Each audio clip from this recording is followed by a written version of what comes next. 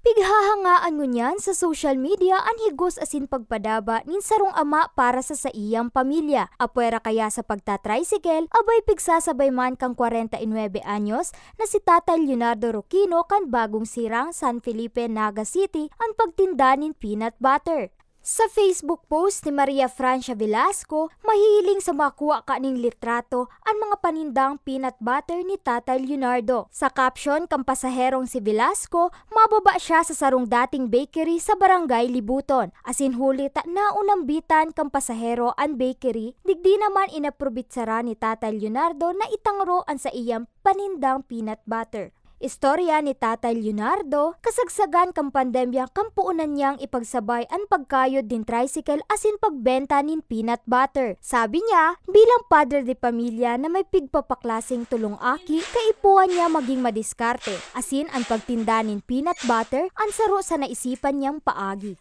Pag-aabot ko po, pagbabanggi, paggagarahe ko, ako pa po nagsasaglag kayan ma'am, ako pa nagluluto. Ano na po, 30 taon na po akong nagkakayod tricycle, ma'am. Sa Manila pa po ako nagkakayod, ma'am. Duwa ang pigpapaklase ni Tatay Leonardo sa high school, saro naman sa kolehiyo na first year accountancy student sa Universidad de Santa Isabel sa Naga City. Sigun sa iya, mas kaipuan niyang maghigos urog pang magastos ang pagpaklase sa kolehiyo. Kaya po nga niya, ma'am. Ang mga aki ko po kaya, hindi naman pong mag-anan. Proud daughter naman si Leia sa higos kan sa iyang ama na pigigibo ang gabos na paagi nganing masustineran ang sa indang pagklase. Madiskarte po siya sa buhay. Lalo na yun niya na maskay po niya pong kwarta. Ang financial pang may niya problema.